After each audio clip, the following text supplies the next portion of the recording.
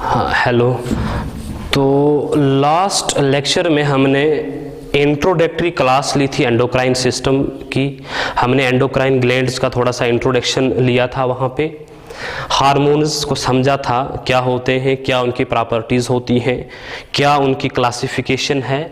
ये जो basic lecture था ये हमने कवर किया है ऑलरेडी इन लेक्चर 1।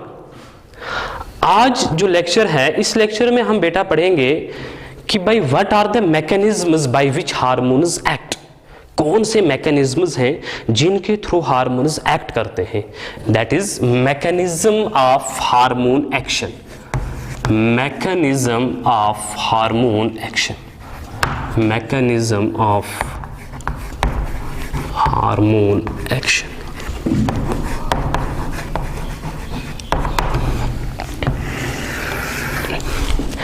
तो now the topic of discussion is mechanism of hormone action। इस टॉपिक को हम बहुत इजीली और स्टेप वाइज लेंगे। लेट अस एज्यूम कि हमारे पास एक एंडोक्राइन ग्लैंड है बेटा।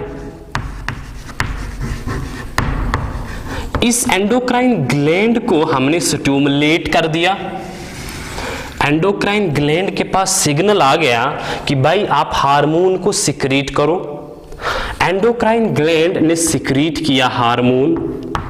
हमें पता है एंडोक्राइन ग्लैंड अपना हार्मोन ब्लड में डालता है। अब ब्लड इस हार्मोन को एक टारगेट साइट पे लेगा। हम देखेंगे कि ब्लड टारगेट साइट पे हार्मोन को ट्रांसपोर्ट कैसे करता है। How are the hormones transported to the target site, ये हम समझेंगे। देखिए हार्मोन्स अगर आप देखोगे बेस्ड अपॉन सॉल्युबिलिटी, हार्मोन्स को हम दो कैटेगरीज में डिवाइड करते हैं। We have water soluble hormones, those hormones which get dissolved in water or water soluble hormones, and we have lipid soluble hormones. Lipid soluble hormones, that is those hormones which are not dissolved in water। जो water में dissolve नहीं हो जाएंगे उन hormones को lipid soluble बोलेंगे। ठीक है, वाटर सोलुबल हार्मोन्स के अंदर कौन सी एग्जांपल है और लिपिड सोलुबल हार्मोन्स के अंदर कौन सी एग्जांपल है। देखिए so far water soluble hormones are concerned. Peptide hormones जो हमने पढ़े थे, these are water soluble hormones. Similarly catecholamines which are a type of amine hormones, catecholamines are also water soluble hormones। and lipid soluble hormones में बेटा we have thyroid hormones which are a type of amine hormones, and we have steroid hormones। These two classes belong to the lipid soluble category and these classes belong to the water soluble category। अब जब endocrine gland को stimulate कर दिया, hormone डाल दिया, secrete कर दिया endocrine gland ने, हार्मोन को ब्लड में डाल दिया। अब हार्मोन या तो वाटर सोलुबल होगा या लिपिड सोलुबल होगा। हम देखेंगे वाटर सोलुबल कैसे ट्रांसपोर्ट होता है और लिपिड सोलुबल कैसे ट्रांसपोर्ट होता है। देखिए ब्लड में वाटर मेजर कंपोनेंट होता है। ठीक है, ब्लड में वाटर प्रेजेंट होता है। यू नो प्लाज्मा में अराउंड 92% वाटर होता है। जो वाटर सोलुबल हार्मोन्स होंगे बेटा, they will get dissolved in blood. वो ब्लड में डिजॉल्व हो जाएंगे, डिजॉल्व्ड इन ब्लड। ठीक है, सपोज ऐसे मानिए आप, ये एक एंडोक्राइन ग्लैंड है। इस एंडोक्राइन ग्लैंड ने अपने हार्मोन इस ब्लड में डाल दिए। हार्मोन ब्लड के अंदर डिजॉल्व हो जाएगा because it is a water soluble hormone. ये ब्लड सारे टिश्यूज के पास पहुंचेगा। लेट अस एज्यूम ये ब्लड इस टिश्यू के पास पहुंचता है। इस टिश्यू के सेल्स ऐसे हैं और ये हमारा टारगेट टिश्यू है। या टारगेट सेल्स हैं, तो देखिए क्या होगा, एंडोक्राइन ग्लैंड ने हार्मोन ब्लड में डाल दिया, हार्मोन ब्लड में डिसॉल्व हुआ, हार्मोन आर्टरीज में से या वेसल्स में से चल रहा है। जब हार्मोन कैपिलरीज के पास पहुंचेगा बेटा, कैपिलरीज में से हार्मोन डिफ्यूज करेगा बाहर की तरफ।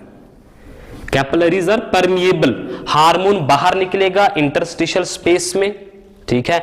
और ये हार्मोन जब इंटरस्टिशियल स्पेस में पहुंचेगा, यहां पे इसको अपने टारगेट सेल्स मिलेंगे, हार्मोन इन टारगेट सेल्स पे एक्ट करेगा, ठीक है। This is how water soluble hormones are transported, ठीक है। अब हम देखेंगे कि भाई जो लिपिड सोलुबल हार्मोन्स हैं ये कैसे ट्रांसपोर्ट होते हैं।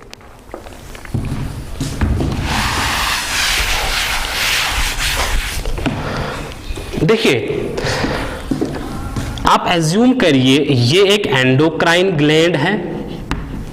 इस एंडोक्राइन ग्लैंड ने अपनी सिक्रीशंस डाल दी इस ब्लड वेसल में, ठीक है। हमें पता है जो लिपिड सोलुबल हार्मोन है it will not gate dissolved in the blood, ये ब्लड में डिसॉल्व नहीं होगा। तो जो ये हार्मोन होगा ये ब्लड के अंदर जो प्लाज्मा प्रोटीन्स हैं उन प्लाज्मा प्रोटीन्स के साथ अटैच हो जाता है। It gets bound to the plasma proteins. Suppose this is a plasma protein, hormone will get bind to it.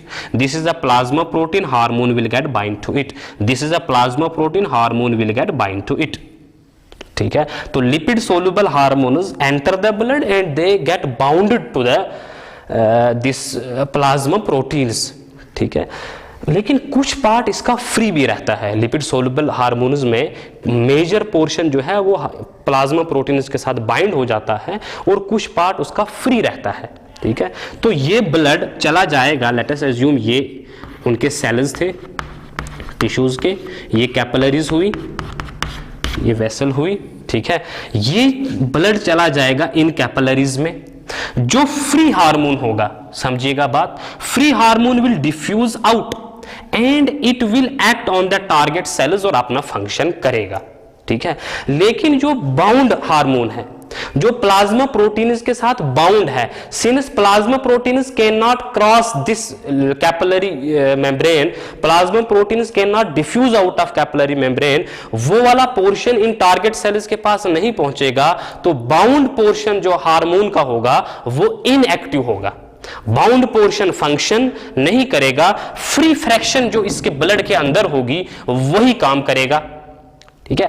अब जब नीड होती है हार्मोन की ज्यादा, तो ये प्लाज्मा प्रोटीन से hormone at this level dissociate हो जाएगा। जब हार्मोन डिसोसिएट होगा फिर जाके वो डिफ्यूज कर सकता है। Otherwise in bound state hormones do not cross the capillary membrane and do not reach the target cells and as such they do not perform any function, they are inactive. ये point समझाना था, समझ आ गई बेटा बात। तो याद रखिए, हार्मोन ब्लड में चला गया, water soluble hormones dissolved state में ट्रांसपोर्ट हो गए, lipid soluble hormones plasma proteins के साथ बाइंड हुए, लेकिन ये क्रॉस नहीं कर पाएंगे कैपिलरीज को, प्लाज्मा प्रोटीन्स कैपिलरी को क्रॉस नहीं कर पाते, तो ये टारगेट सेल के पास नहीं पहुंचेंगे। लेकिन कुछ हार्मोन फ्री फॉर्म में था, कुछ हार्मोन फ्री फ्रैक्शन में था। It was this free fraction of the hormone which was getting diffused from the capillaries and which was acting on the target cells. It is this free fraction of the hormone which is functional, but the bound protein, bound hormone is not functional at all until it gets dissociated from the protein. जब ये बेटा protein से dissociate हो जाएगा तब जाके ये diffuse हो सकता है और टारगेट सेल के पास पहुंच सकता है और तब जाके ये फंक्शन कर सकता है। समझ आ गई बेटा बात। ये है कि भाई एंडोक्राइन ग्लैंड ने हार्मोन निकाल दिया, हार्मोन ब्लड में डाल दिया, ब्लड में हार्मोन को टारगेट सेल के पास पहुंचा दिया। अब उसके आगे क्या होता है?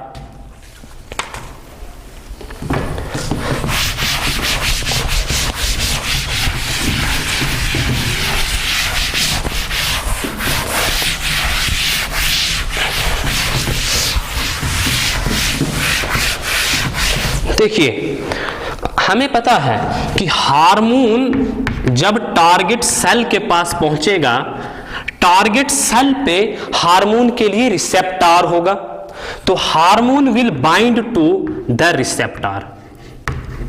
अब ये रिसेप्टर क्या है? पहले भी बोला था कि रिसेप्टर एक स्पेसिफिक प्रोटीन होता है which binds to the hormone. अब इस रिसेप्टर की थोड़ी सी डिटेल हम यहां पे देख लेते हैं बेटा। देखिए रिसेप्टर्स को हम क्लासिफाई करेंगे into two groups. Broadly speaking we will classify receptors into two groups. One are extracellular receptors. One group is extracellular receptor. Another group is intracellular receptor.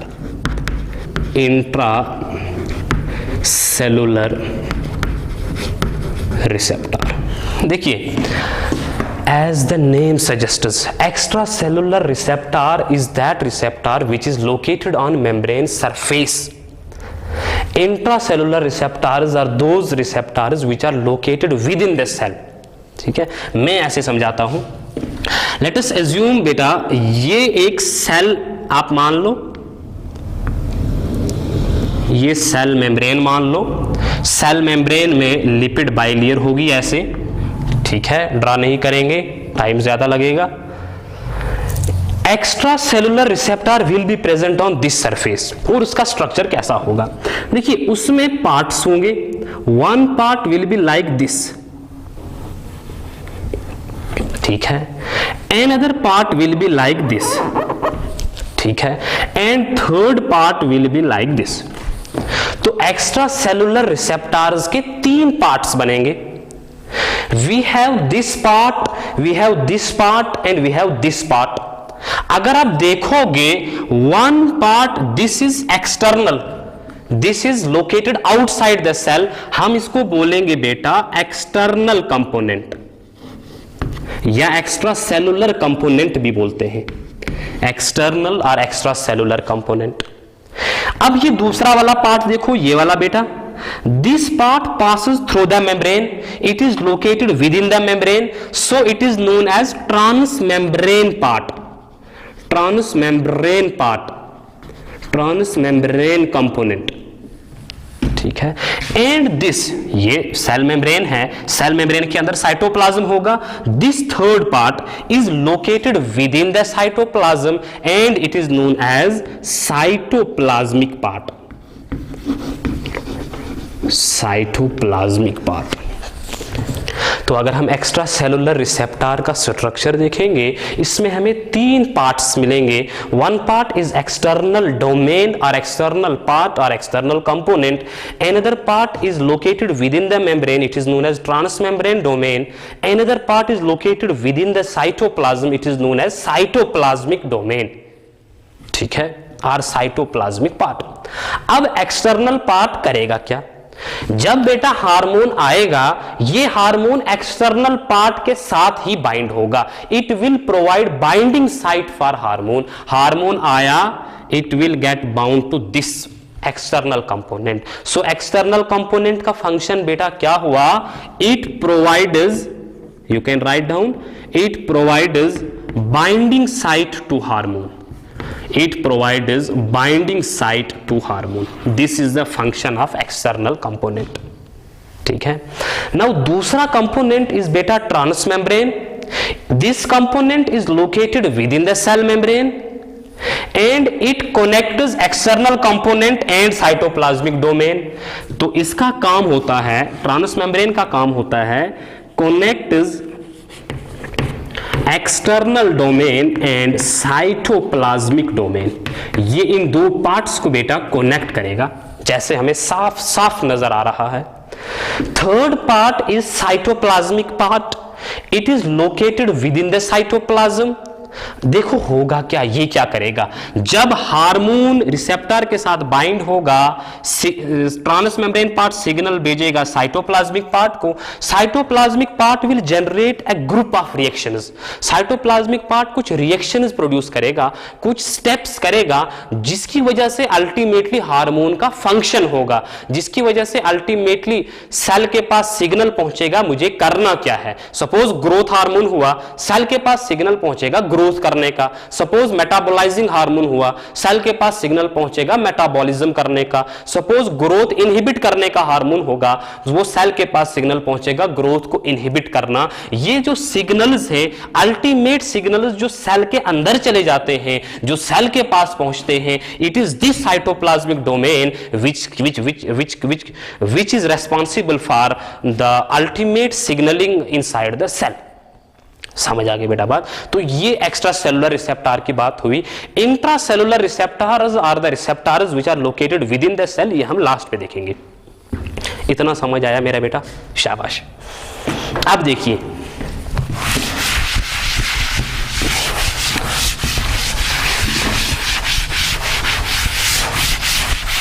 अभी हम एक्स्ट्रा सेलुलर ही समझेंगे। लेट अस एज्यूम कि भाई hormone आया, hormone will bind two receptor. जब hormone receptor के साथ bound होगा, it will form hormone receptor complex. जब हार्मोन रिसेप्टर कॉम्प्लेक्स बनेगा, इसकी वजह से कुछ सिग्नल सेल में पहुंचते हैं जो सेल को बता देते हैं कि अब आपको करना क्या है, ये हार्मोन आपको क्या कह रहा है, ये हार्मोन आपको कौन सी मैसेज सेंड कर रहा है। ठीक है, ये हम देखेंगे। देखिए, based upon this how the signalling is done, we have different types of receptors. One receptor is ion channel linked receptor. मैं आपको समझा देता हूं, let me illustrate it. Example से हम समझेंगे इस बात को। देखिए, हमने पढ़ा है neuromuscular junction. Late us assume ये नरू है, ये नरू टर्मिनल है, और बेटा ये हम एज्यूम कर लेते हैं ये मसल है। ठीक है, नरू और मसल का junction, that is neuromuscular junction. हमने जब हम मस्कुलर सिस्टम पढ़ रहे थे तब हमने पढ़ा था। नरू के जो टर्मिनल्स होते हैं, इनमें एस्टाइल कोलिन स्टोर होता है। जब एक्शन पोटेंशियल इस एंड पे पहुंचती है, इसकी वजह से एस्टाइल कोलिन बेटा रिलीज होगा। ये एस्टाइल कोलिन इस स्पेस में पहुंचेगा। एस्टाइल कोलिन के लिए रिसेप्टर्स होते हैं on this membrane, on the muscular membrane, on the muscular membrane. Muscular membrane पे एस्टाइल कोलिन के लिए रिसेप्टर्स होते हैं।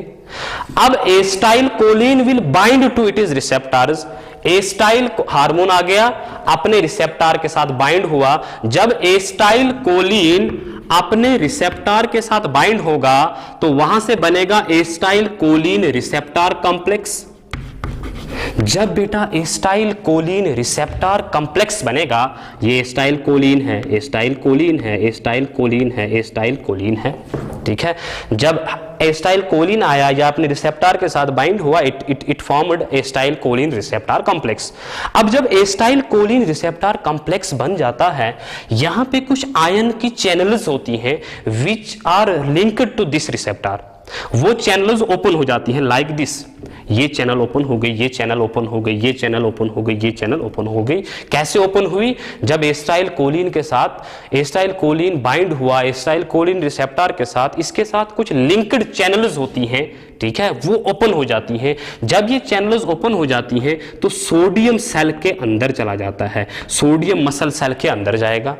जब ज्यादा सोडियम मसल सेल के अंदर जाएगा तो हमें पता है सोडियम मसल की मेम्ब्रेन पे एक्शन पोटेंशियल क्रिएट करेगा।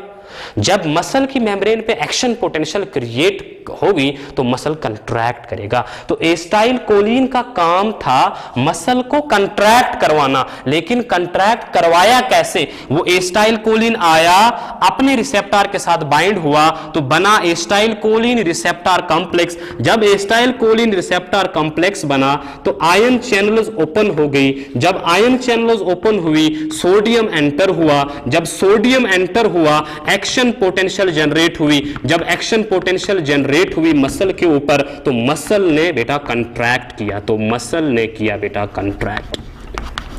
इसका मतलब ये हुआ कि अगर एसिटाइल कोलिन का काम कंट्रैक्ट करवाना है, वो अपने रिसेप्टर के थ्रू कैसे करवाएगा? उसका रिसेप्टर आयन चैनल को ओपन करवाता है। This is what is meant by ion channel linked receptor. समझ आ गई बेटा बात? ये है कि इस टाइप के जो आयन चैनल लिंक्ड रिसेप्टर्स होते हैं, ये अपने सिग्नल सेल के अंदर कैसे भेजते हैं।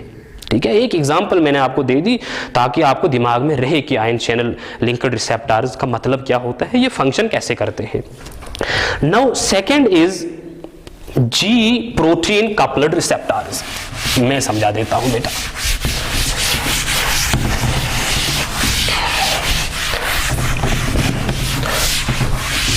देखिए, अभी हम एक्स्ट्रा सेलुलर ही पढ़ रहे हैं, माइंड इट। ठीक है, we are studying extra cellular receptors. तो दूसरा category is G protein coupled receptors. पहले हम थोड़ा सा ये इस रिसेप्टर का स्ट्रक्चर देख लेते हैं। देखिए, लेट अस एज्यूम ये बेटा ये सेल मेम्ब्रेन मान लो आप। This is cell membrane. Cell membrane में लिपिड बाइलेयर प्रेजेंट होगी, नहीं बनाएंगे। This is external domain. Let us assume this is external domain.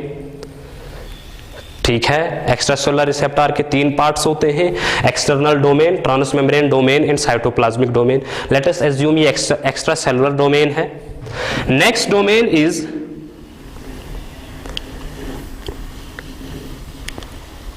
this domain is located within the cell membrane. This is known as transmembrane domain.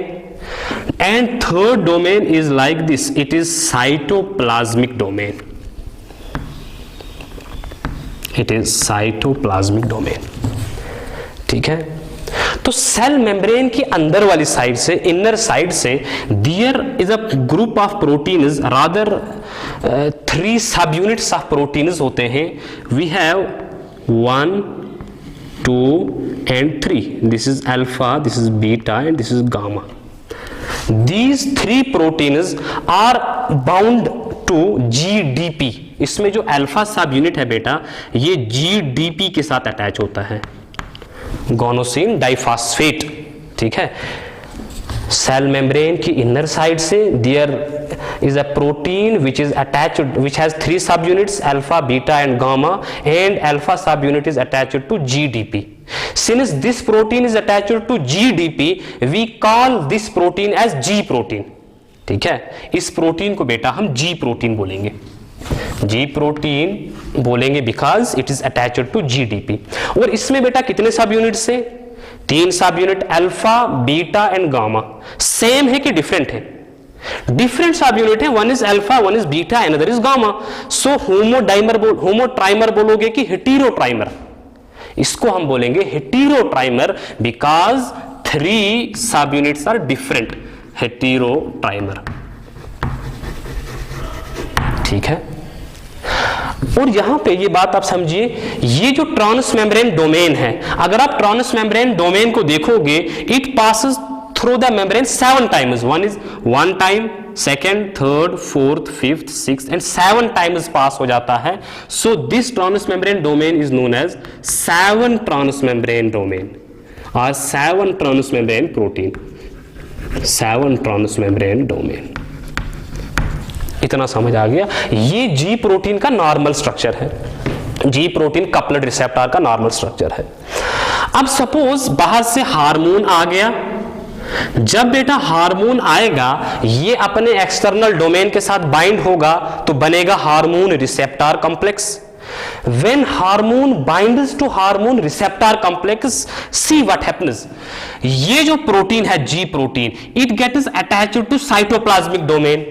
अब G protein यहां पे नहीं रहेगा, G protein will get attached to cytoplasmic domain like this. This is alpha, this is beta and this is gamma. एक काम हो गया, G protein has now attached to cytoplasmic domain. दूसरा काम ये होता है, पहले GDP इसके साथ अटैच था, नाउ GTP इसके साथ अटैच होगा. GDP has been replaced by GTP. इतना समझ आया? हार्मोन आया, ऐसे लिखो, हार्मोन आया, मिला रिसेप्टर के साथ, बना hormone receptor complex. Hormone receptor complex बनने से क्या हुआ? जी प्रोटीन्स अटैच हो गए किस चीज के साथ? जी प्रोटीन बेटा अटैच हुआ साइटोप्लाज्मिक डोमेन के साथ। जी प्रोटीन अटैच हुआ साइटोप्लाज्मिक डोमेन के साथ। और दूसरा काम क्या हुआ? जीडीपी को रिप्लेस किया गया बाय जीटीपी। ठीक है, अब जब जीडीपी को रिप्लेस किया जाता है by GTP, alpha sub unit तब डिसोसिएट हो जाता है। तो अल्फा सब यूनिट डिसोसिएट हो गया। सेल के अंदर की बात चल रही है। ये जो अल्फा सब यूनिट है ये कुछ एंजाइम्स पे एक्ट करता है। अल्फा सब यूनिट कुछ एंजाइम्स पे एक्ट करेगा। Like alpha sub unit act करेगा एक एंजाइम पे that is known as adenyl cyclase. Alpha sub unit will act on adenyl cyclase और एक्टिवेट करेगा एडिनाइल साइक्लेज को। ये एडिनाइल साइक्लेज देखो क्या करेगी, ये बेटा एटीपी को ब्रेक करेगी into cyclic adenosine monophosphate, CAMP, cyclic adenosine monophosphate. ये जो साइक्लिक एडिनोसिन मोनोफॉस्फेट है ये कुछ प्रोटीन्स को एक्टिवेट करेगा, प्रोटीन्स को एक्टिवेट करेगा। जब बेटा प्रोटीन्स एक्टिवेट हो जाएंगे वो इस हार्मोन के फंक्शंस करेंगे। पर्टिकुलर हार्मोन्स के लिए पर्टिकुलर प्रोटीन्स को एक्टिवेट किया जाएगा, वो इस हार्मोन के फंक्शन करेंगे।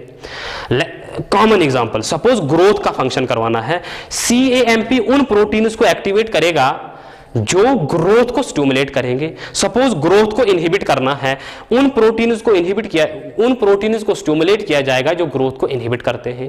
सपोज मेटाबॉलिज्म करवाना है, उन प्रोटीन्स को एक्टिवेट किया जाएगा जो मेटाबॉलिज्म में जरूरत पड़ेंगे। सपोज ग्लूकोज को बनाना है ज्यादा, उन प्रोटीन्स को स्टिमुलेट किया जाएगा, उन एंजाइम्स को स्टिमुलेट किया जाएगा जो ग्लूकोज बनाने में जरूरत पड़ेगी। सपोज ग्लूकोज को ब्रेक डाउन करना है, उन एंजाइम्स या उन प्रोटीन्स को स्टिमुलेट किया जाएगा जो ग्लूकोज को ब्रेक करेंगी। ठीक है, तो यहां पे आप बात समझिए, हार्मोन आया, रिसेप्टर के साथ बाइंड हुआ, जब हार्मोन रिसेप्टर कॉम्प्लेक्स बना, जो जी प्रोटीन था it gets attached to the cytoplasmic domain. Cytoplasmic domain के साथ दूसरा काम होता है GDP is replaced by GTP. Once GDP is replaced by GTP, alpha sub unit gets dissociated, it acts on some enzymes like it acts on adenyl cyclase and it converts ATP into cyclic adenosine monophosphate. It is this cyclic adenosine monophosphate which activates some proteins which carry the signals to the cell, which send the message to the cell and tell them what you have to do. समझ आ गई बेटा बात? Similarly alpha में inhibitory भी हो सकते हैं which inhibit adenylyl cyclase और CAMP को कम करेंगे, इन प्रोटीन्स को कम करेंगे और इनहिबिटरी फंक्शन भी करवाएंगे। ऐसा नहीं है कि अल्फा हमेशा स्टिमुलेट करवाएगा, अल्फा में स्टिमुलेटरी भी हो सकता है, अल्फा में इनहिबिटरी भी हो सकता है। Similarly it can act on another enzyme that is guanylyl, this enzyme guanylyl cyclase।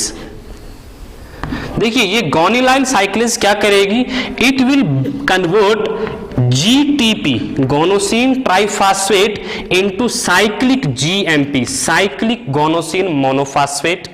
ये जो साइक्लिक गोनोसिन मोनोफॉस्फेट है ये प्रोटीन्स को एक्टिवेट करेगा जो सिग्नल भेजेंगे सेल को कि आपको काम क्या करना है। उन प्रोटीन्स को एक्टिवेट करेगा जो सेल के काम करवाएंगे, जो हार्मोन्स के सिग्नल्स को समझेंगे और हार्मोन्स के फंक्शंस करवाने में रोल प्ले करेंगे। समझ आ गई बेटा बात? Now similarly it can activate another enzyme known as phospholipase. जब बेटा ये फास्फोलाइपेज को एक्टिवेट करेगा, फास्फोलाइपेज फास्फोलिपिड्स पे एक्ट करेगी और उन फास्फोलिपिड्स को ब्रेक करेगी, वहां से बनाएगी आइनोस्टॉल ट्राइफॉस्फेट, आइनोस्टॉल ट्राइफॉस्फेट एंड बनाएगी diacyl glycerol, आइनोस्टॉल triphosphate and diacyl glycerol. जब ये मॉलिक्यूल्स बनेंगे, ये मॉलिक्यूल्स का काम करते हैं, ये कैल्शियम की लेवल्स को सेल के अंदर इंक्रीज करेंगे और सेल में कुछ काम करवाएंगे, लाइक मसल सेल में कैल्शियम की लेवल्स को इंक्रीज करवा दिया, calcium will cause contraction, it is because IP3 and DAG are causing increase in the levels of calcium, they are causing increase in the levels of calcium, और ये calcium ultimate cell के effect करता है।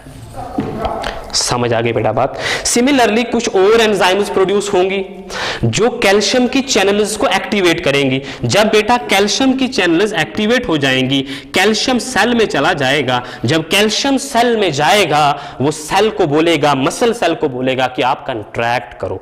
Hormone, suppose hormone muscle को बोलता है आपको contract करना है, हार्मोन का सिग्नल जाएगा like this way this way this way, and ultimately एक ऐसे प्रोटीन को स्टिमुलेट किया जाएगा जो कैल्शियम की चैनल को ओपन करेगा ताकि कैल्शियम सेल में चला जाए और मसल कंट्रैक्ट हो जाए। समझ आ गई बेटा इतनी बात। मैं दोबारा एक्सप्लेन करता हूं। देखिए हमने बोला जी प्रोटीन कपल्ड रिसेप्टर का मतलब क्या है। सबसे पहले हमने जी प्रोटीन को समझा। हमने बोला G protein is the heterotrimer, इसमें 3 सब यूनिट होते हैं, alpha, beta and gamma. Alpha is normally attached to GDP, guanosine diphosphate. Now उसके बाद हमने बोला ये एक्सटर्नल डोमेन के साथ जब हार्मोन बाइंड हो जाता है, it leads to formation of hormone receptor complex. Hormone receptor complex से सिग्नल चले जाते हैं साइटोप्लाज्मिक डोमेन के साथ, कुछ कन्फर्मेशनल चेंजेस आती हैं जिसकी वजह से ये जो जी प्रोटीन है ये साइटोप्लाज्मिक डोमेन के साथ अटैच हो जाता है। Once G protein gets attached to cytoplasmic domain, GDP is replaced by GTP, guanosine diphosphate को रिप्लेस कर दिया जाता है बाय गोनोसिन गोनोसिन डाइफॉस्फेट को रिप्लेस कर देते हैं by guanosine triphosphate. Once guanosine diphosphate is replaced by guanosine triphosphate, alpha sub unit is released. ये अल्फा सब यूनिट एंजाइम्स पे एक्ट करता है, लाइक एडिनाइल साइक्लेज पे एक्ट करेगा जो ATP से CAMP बनाएगी। CAMP अल्टीमेटली सेल को सिग्नल देगी कि आपको कौन से प्रोटीन्स एक्टिवेट करने हैं, कौन से प्रोटीन्स एक्टिवेट नहीं करने। ये CGMP बनाएगी, गोनिलाइल साइक्लेज को एक्टिवेट करके CGMP बनाएगी। CGMP सेल को सिग्नल देगा कि आपको कौन से प्रोटीन्स एक्टिवेट करने हैं। ये फास्फोलाइपेज को एक्टिवेट करके आइनोस्टॉल ट्राइफॉस्फेट एंड डाइएसाइल ग्लाइसरॉल बनाएगी जो सेल को सिग्नल दे देते हैं। ये उन प्रोटीन्स को एक्टिवेट करते हैं जो कैल्शियम के लेवल्स को इंक्रीज करवा देंगी, ठीक है, जो अल्टीमेटली सेल को सिग्नल भेजेंगे आपको करना क्या है। समझ आ गया बात। इसका मतलब ये कि भाई hormones can act through ion linked channels, hormones can also act through G protein coupled mechanism as well. अब यहां पे एक बात समझने वाली है, बड़ी मजे वाली बात है। देखिए ये जो सिग्नल यहां पे लाया ये हार्मोन ने लाया, लेकिन अल्टीमेटली जिस प्रोटीन को एक्टिवेट करना था उसके पास सिग्नल किसने भेजा? उसके पास सिग्नल या तो साइक्लिक AMP ने भेजा, या IP3 DAG ने भेजा, या साइक्लिक GMP ने भेजा, या कैल्शियम ने भेजा। तो मतलब ये हुआ हार्मोन का एक्चुअल सिग्नल जो है वो एक्चुअल प्रोटीन के पास, अल्टीमेट प्रोटीन के पास पहुंचाते हैं these molecules CAMP, CGMP, calcium, IP3, DAG, which are collectively known as secondary messengers। तो अगर आपको अगेन थोड़ा सा मैं डेफिनेशन बोल दो सेकेंडरी मैसेंजर्स की, तो सेकेंडरी मैसेंजर का मतलब ये हुआ विच देखिए हार्मोन ने सिग्नल भेजा था सरफेस पे, which transport signals from surface into the ultimate functional protein, into the ultimate protein, these are known as secondary messengers. Secondary messengers are those substances which transport the signal of hormone from the surface into the ultimate protein, into the cell। हर target cell में जिस जगह को activate करना है उसको activate करेंगे। So secondary messengers are chemicals transporting the signals from the cell surface into the cellular proteins or cellular components। Now कौन कौन से सेकेंडरी मैसेंजर्स हमने देखे? हमने CAMP, cyclic adenosine monophosphate is a secondary messenger, cyclic guanosine monophosphate is a secondary messenger, inositol triphosphate is a secondary messenger, diacyl glycerol is a secondary messenger, calcium is also a secondary messenger. These are secondary messengers. एक चीज, दूसरी बात समझिए आप यहां पे hormone को हम बोलेंगे प्राइमरी मैसेंजर, क्योंकि सिग्नल यहां तक हार्मोन ने लाया, primary signal was carried by hormone, और सेल के पास सिग्नल भेजा अल्टीमेटली सेकेंडरी मैसेंजर ने। दूसरी बात जो समझने वाली यहां पे है वो बेटा ये है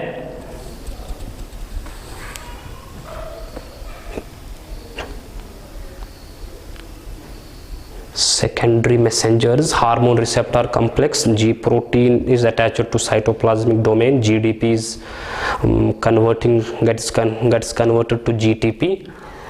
हाँ, ये बात देखिए समझने वाली क्या है। एक हार्मोन आया, यहां पे जो सेकेंडरी मैसेंजर्स प्रोड्यूस होते हैं, one hormone can lead to production of many molecules of secondary messengers. एक हार्मोन का molecule multiple molecules of secondary messengers produce कर सकता है। मतलब एक मॉलिक्यूल जो CAMP का दिख रहा है ये एक नहीं होता, बहुत सारे मॉलिक्यूल CAMP के प्रोड्यूस कर दिए जाते हैं। मतलब इसीलिए क्या होता है कि हमें हार्मोन्स ट्रेस अमाउंट्स में जरूरत पड़ती है, क्योंकि हार्मोन अगर बहुत कम भी होगा लेकिन सिग्नलिंग मॉलिक्यूल ज्यादा प्रोड्यूस कर देता है, इसीलिए हार्मोन की कंसंट्रेशन कम ही जरूरत पड़ती है। This effect is known as cascade effect. Cascade effect मतलब ये हुआ, हार्मोन आया, one hormone can lead to the production of multiple molecules of secondary messengers which lead to the activation of certain proteins which bring about the particular function of that hormone। ठीक है, cascade effect इसको बोलते हैं, या हम ऐसे भी बोल सकते हैं it is amplification effect. Amplification effect, amplification का मतलब यह होता है एक हार्मोन के मॉलिक्यूल की वजह से multiple molecules money molecules of secondary messengers of producer, मतलब एम्प्लीफिकेशन हुई, ज्यादा मॉलिक्यूल्स प्रोड्यूस हुए। समझ आ गई बेटा बात। तो ये हम एक्सटर्नल रिसेप्टर का थोड़ा सा मैकेनिज्म देख रहे थे कि एक्स्ट्रा सेलुलर रिसेप्टर काम कैसे करते हैं। दोबारा बोल देता हूं आप लोगों को, हमने बोला कि भाई एक्स्ट्रा सेलुलर रिसेप्टर्स में जो बाइंडिंग पार्ट होता है, मेनली बाइंडिंग जो हमें अभी स्ट्रक्चर से समझ आ रहा है, it is this binding part which is located on the surface. दूसरा पार्ट होता है trans membrane part which passes through the membrane. तीसरा पार्ट होता है cytoplasmic part which is located within the cytoplasm. तो हमने बोला अगर सिग्नलिंग की बात करेंगे, मैकेनिज्म की बात करेंगे, तो वो अपने सिग्नल कैसे भेजते हैं। हार्मोन आया, हार्मोन रिसेप्टर के साथ बाइंड होगा तो बनेगा हार्मोन रिसेप्टर कॉम्प्लेक्स। अब जब हार्मोन रिसेप्टर कॉम्प्लेक्स बनता है वो डिफरेंट तरीकों से फिर काम करेगा। लेट अस अज्यूम हमारे पास आयन चैनल लिंक्ड रिसेप्टर है, तो उस सूरत में क्या होगा, जब हार्मोन आया, हार्मोन रिसेप्टर कॉम्प्लेक्स बना, कन्फर्मेशनल चेंज आती है, आयन चैनल्स ओपन हो जाती हैं। जब आयन चैनल्स ओपन हो जाती हैं, आयन्स एंटर होते हैं या आयन्स लीव होते हैं और एक अपना पर्टिकुलर फंक्शन कैरी कर पाते हैं। दूसरा हमने बोला जी प्रोटीन के साथ भी कपलिंग होती है। लाइक ये कि हार्मोन आया, हार्मोन रिसेप्टर कॉम्प्लेक्स बना, वहां से जी प्रोटीन एक्टिवेट हो जाता है। जी प्रोटीन में अल्फा सब यूनिट रिलीज हो गया, वो बहुत सारी एंजाइम्स को एक्टिवेट कर सकता है। एंजाइम्स को एक्टिवेट किया तो उसकी वजह से सेकेंडरी मैसेंजर्स प्रोड्यूस हुए जो सेल के पास सिग्नल भेज देते हैं कि आपको कौन से प्रोटीन्स बनाने चाहिए, कौन सी एंजाइम्स बनानी चाहिए जो इस हार्मोन के फंक्शंस करवाएंगे। सपोज ग्रोथ हार्मोन तो बोलेगा ग्रोथ के प्रोटीन्स बनाओ, सपोज मेटाबोलाइजिंग हार्मोन बोलेगा मेटाबॉलिज्म के प्रोटीन्स बनाओ, सपोज ग्लूकोज कम करने वाला हार्मोन वो बोलेगा उन एंजाइम्स को मत बनाओ जो ग्लूकोज बनाती हैं, या उन एंजाइम्स को बनाओ जो ग्लूकोज को तोड़ती हैं, ब्रेक करती हैं ताकि ग्लूकोज कम हो जाए। ठीक है, this is how signalling is carried. उसके बाद हमने बोला it is worth to remember secondary messengers CAMP and CGMP and all these molecules are regarded as secondary messengers. फिर हमने बोला कैस्केड इफेक्ट या एम्प्लीफिकेशन का मतलब यह होता है कि हार्मोन आया, रिसेप्टर के साथ बाइंड हुआ, स्टेप वाइज रिएक्शंस होती हैं एक चीज। दूसरा ये होता है कि एक हार्मोन के मॉलिक्यूल की वजह से multiple molecules of secondary messengers are produced which is known as amplification effect. ठीक है, तो जब multiple molecules are produced they ultimately send the signals to the cell कि what you have to do. how can you which proteins you are supposed to form and which proteins you are not supposed to form under the action of particular hormone। ये हम जब hormones detail में पढ़ेंगे कि कौन hormone कौन सा function करवाता है, तब हमें खुद समझ आ जाएंगी ये सारी बातें। लेकिन हमें एटलीस्ट ये पता होना चाहिए कि हार्मोन करवाएगा काम कैसे। हार्मोन आया, ब्लड में चला गया, ट्रांसपोर्ट किया, जब ब्लड ट्रांसपोर्ट करेगा टारगेट सेल के पास पहुंचेगा, टारगेट सेल में रिसेप्टर होगा, उसके साथ बाइंड होगा, फिर सिग्नलिंग ऐसे करी जाती है, एम्प्लीफिकेशन होती है। इस एम्प्लीफिकेशन से एक बात साफ साफ नजर आ जाती है कि इसीलिए हार्मोन्स हमें ट्रेस अमाउंट्स में जरूरत पड़ते हैं, ज्यादा कंसंट्रेशन हार्मोन की जरूरत नहीं है because of this amplification effect. उसके बाद now let us move on to the intracellular receptor. Now let us move on to the intracellular receptor.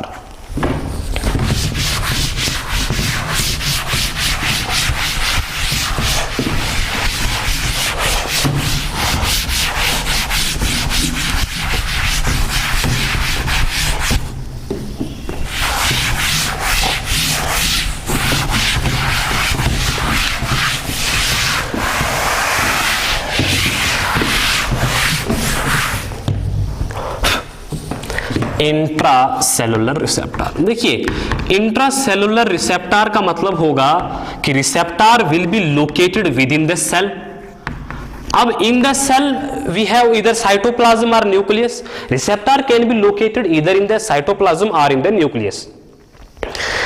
जब रिसेप्टर हार्मोन आया, हार्मोन एंटर हो जाएगा सेल में। जब हार्मोन सेल के अंदर चला जाएगा, वहां पे हार्मोन के लिए रिसेप्टर होगा, हार्मोन उस रिसेप्टर के साथ बाइंड होगा, तो बना hormone receptor complex. This hormone receptor complex is transported to nucleus. इसको बेटा न्यूक्लियस के पास पहुंचाया जाता है। हमें पता है न्यूक्लियस में ट्रांसक्रिप्शन होती है, ट्रांसक्रिप्शन और ट्रांसलेशन से प्रोटीन्स बनते हैं। जब प्रोटीन्स बनेंगे, वही प्रोटीन्स अल्टीमेटली सेल के फंक्शंस को डिसाइड करते हैं। ठीक है, हार्मोन आया, रिसेप्टर के साथ बाइंड हुआ, हार्मोन रिसेप्टर कॉम्प्लेक्स बना, ट्रांसपोर्ट हो गया न्यूक्लियस के पास। ये उन ट्रांसक्रिप्शन फैक्टर्स को एक्टिवेट करेगा, उन ट्रांसक्रिप्शन फैक्टर्स को एक्टिवेट करेगा। ट्रांसक्रिप्शन फैक्टर्स समझते हैं आप? ट्रांसक्रिप्शन पता है?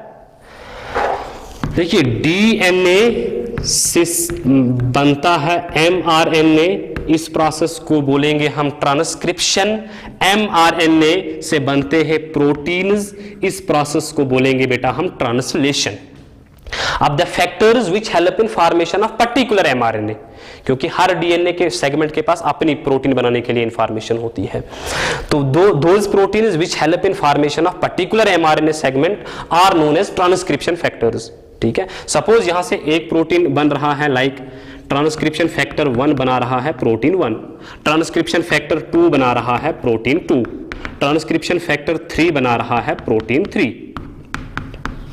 ठीक है, अब सपोज हार्मोन चाहता है कि प्रोटीन 2 बने, तो हार्मोन रिसेप्टर कॉम्प्लेक्स न्यूक्लियस के पास जाएगा, ट्रांसक्रिप्शन फैक्टर 2 को बनाएगा।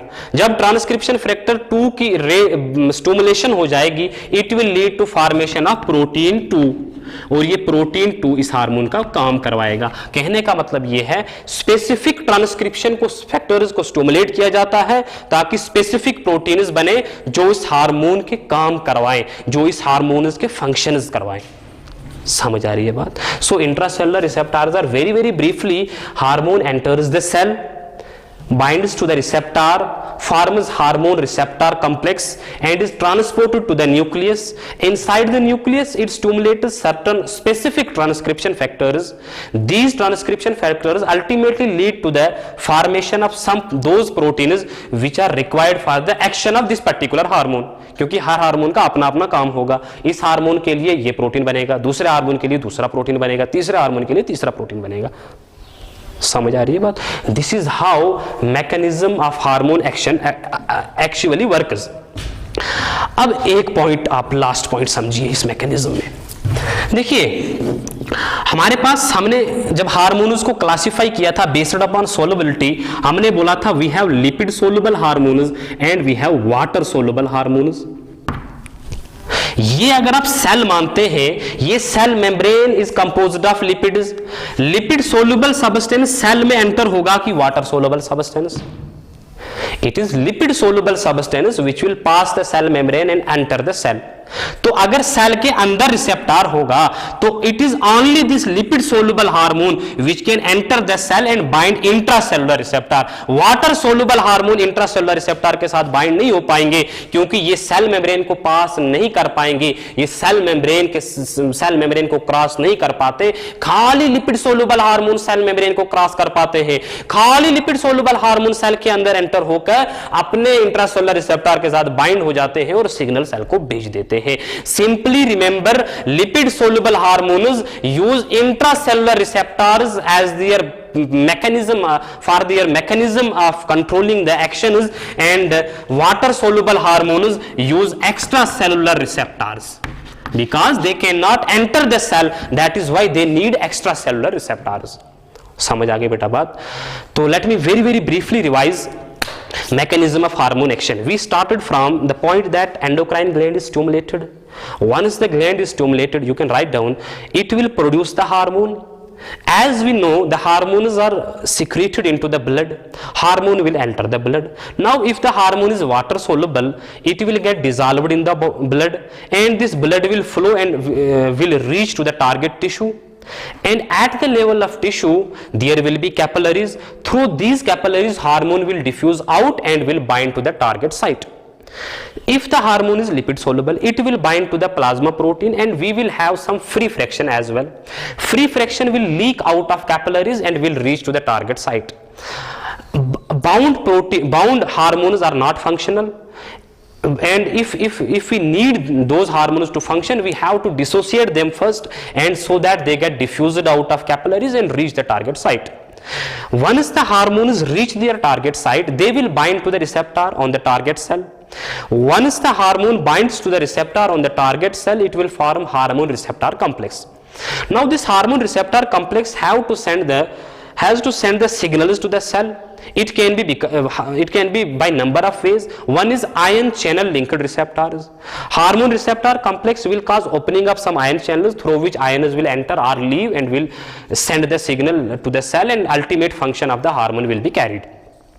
Second is G protein coupled receptors. These hormone receptor complex will activate certain G proteins which will activate some enzymes which will lead to formation of secondary messengers, and which will lead to activation of some specific proteins which carry the function of those hormones. Now so far intracellular receptors are concerned, hormone is able to enter the cell. So the hormone should be lipid soluble. It is lipid soluble hormone which use this mechanism. Lipid soluble hormones enter the cell, they bind to the receptor, form the hormone receptor complex. Once the hormone receptor complex is formed, it is transported to nucleus. In the nucleus, it stimulates the formation of transcription factors which will lead to the formation of particular protein which carries the ultimate function of this hormone, ultimate function of a particular hormone. This is all about mechanism of hormone action. At your level this is sufficient. ठीक है, thank you.